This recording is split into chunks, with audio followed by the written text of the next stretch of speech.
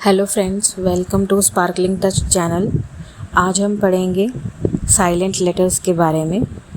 Silent letters का जो English language में जो यूज़ है वो इस तरीके से है कि जब भी ये लेटर्स यूज़ किए जाते हैं किसी भी वर्ड को बनाने में या लिखने में, उन वर्ड्स में इन लेटर्स की कोई पहचान नहीं होती। पहचान माने कि इन लेटर्स की अपनी कोई उसमें आवाज़ नहीं होती, ये सिर्फ वहाँ पे शांत रहते हैं।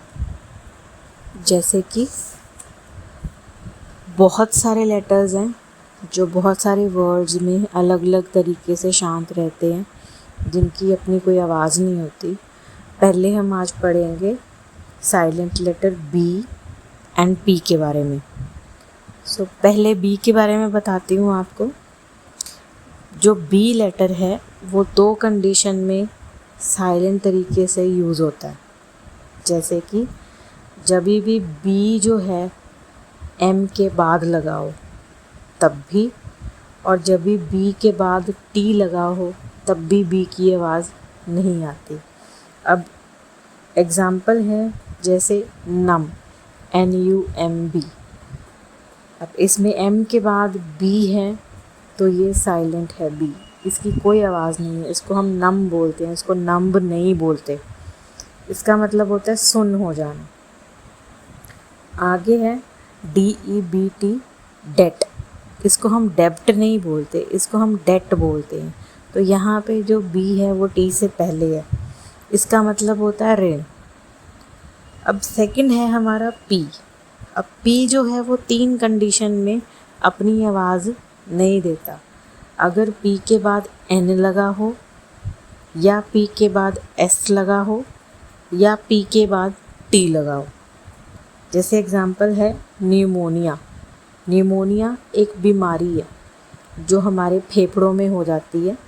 फेफड़ों में जब भी जो हमारे एयर सैक्स होते हैं, जो हमारे हवा के जो छिद्र जहाँ पे हवा इकट्ठी होती है, वहाँ पे अगर हवा की जगह पानी इकट्ठा हो जाता है तो उस बीमारी को न्यूमोनिया बोलते हैं।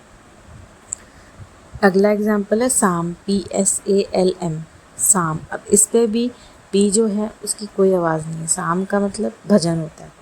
अगला एग्जाम्पल है टेरोडक्टिल। टेरोडक्टिल जो हैं एक तरह के डायनासोर्स की तरह दिखते थे, जिनकी बहुत लंबी गर्दन होती थी और पूंछ छोटी होती थी। अब इन सब के जो एग्ज़ाम्पल्स हैं वो मैं आपको साथ के साथ बताती जाती हूँ, और साथ के साथ आप पिक्चर्स में चेक कर लीजिए या इनके नोट्स बना लीजिए अपनी नोटबुक्स में, ताकि आप लोगों को याद रह जाएं। जैसे जो मैंने आपको पहले बी साइलेंट लेटर बताया था उसके काफ़ी सारे एग्ज़ाम्पल्स हैं। जैसे पहला क्लाइम, साथ में मैंने प्रोनाउंसिएशन भी लिखी है। क्लाइम इसका मतलब होता है सीढ़ी चढ़ना या माउंटेन चढ़ना।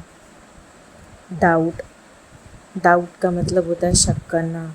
सटल, सटल का मतलब होता है सूक्ष्म यानी छोटा। टॉम, टॉम का मतलब होता है समाधि। जैसे मुमताज़ की जो टॉम है वो बनाई हुई है ना ताजमहल में। कॉम, कॉम होता है कंघी।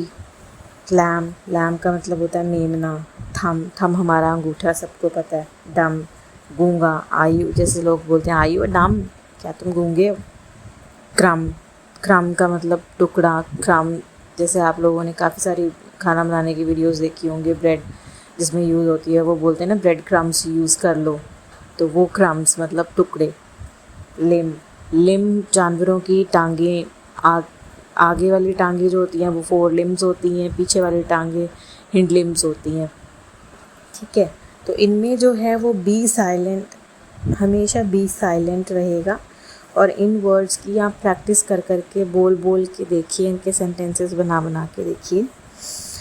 आगे आपको साइकेट्री वर्ड है जो आगे साइलेंट बी लेटर्स के एग्जाम्पल शुरू हो गए हैं कि मैंने लिखे हैं, वो आप साथ साथ लिख लीजिए, अपने नोट्स बना लीजिए तो ज़्यादा बेटर होगा, क्योंकि लिखने से हमेशा जो है हमारी मेमोरी में ज़्यादा देर तक जो है वो रहता है। जो हम लिख लिख के करते हैं, हमेशा लिख लिख के बोल बोल के करते हैं, वो हमारी मेमोरी में ज़्यादा देर तक चीज़ें रह जाती हैं। तो पहला एग्जाम्पल साइलेंट लेटर पी का जो है, जिसके बाद एस आता है, वो साइकाट्री। साइकाइट्री का मतलब होता है जो लोग दिमागी बीमारियों की पढ़ाई के बारे में पढ़ते हैं, ठीक है। नेक्स्ट वर्ड है साइकोथेरेपी। साइकोथेरेपी होती है जो दिमागी बीमारियां जिनको लोगों को होती हैं उनको ठीक करने के तरीके को बोलते हैं साइकोथेरेपी। टार्मिगन जो है वो एक तरह का पक्षी है जो ब्राउन कलर का होता है, जो यूरोप के बहुत ठंडे इलाकों में मिलता है या पाया जाता है। निमोनिया आपको पहले ही बता चुकी हूँ कि बीमारी होती है जो हमारे फेफड़ों से जुड़ी होती है। न्यूमा का मतलब होता है प्राणात्मा। हमारी जो अंदर जो हमारी आत्मा होती है या उसकी कोई भी क्रिएटिविटी या सोल, जो इन सबको हम न्यूमा बोलते हैं। आगे है न्यूमैटोफोर। असल में ये न्यूमैटोफोर जो है वो प्लूरल में यूज़ होता है, न्यूमैटोफोर्स। इनको हम ब्रीदिंग रूट्स भी बोलते हैं। ये एक तरीके के जो दलदली इलाके होते हैं या कीचड़ वाले इलाके होते हैं जहाँ ज़्यादा पानी रहता है, वहाँ पे जो पेड़ होते हैं वो पेड़ सांस, जो उनकी जो जड़ें होती हैं, जड़ों को भी सांस लेने की ज़रूरत पड़ती है। जब वो जड़ें बाहर आ जाती हैं सांस लेने के लिए तो उनको न्यूमैटोफोर्स, उन जड़ों को न्यूमैटोफोर्स बोलते हैं। न्यूमैटोफोर्स जड़ों में ना छोटे छोटे छिद्र होते हैं जिनसे वो सांस लेते हैं। आगे है न्यूमोकोकस। न्यूमोकोकस का मतलब होता है जो इंसानों में जो निमोनिया की बीमारी होती है, वो बीमारी को फैलाने वाला जो जीव होता है वो जीव बैक्टीरिया होता है, तो वो बैक्टीरिया को न्यूमोकोकस बोलते हैं। तो ये थी हमारी वीडियो जो कि साइलेंट लेटर बी और पी के ऊपर थी। आगे भी जो मैं 2-4 वीडियोस बनाऊंगी वो साइलेंट लेटर्स के ऊपर ही होंगी। काइंडली उन वीडियोस को भी आप फॉलो करें। अगर आप नोट्स बना रहे हैं तो नोट्स बनाने में वो आपके बिल्कुल काम आएंगी, क्योंकि वो इसके साथ ही कनेक्टेड हैं। Thank you for watching this channel.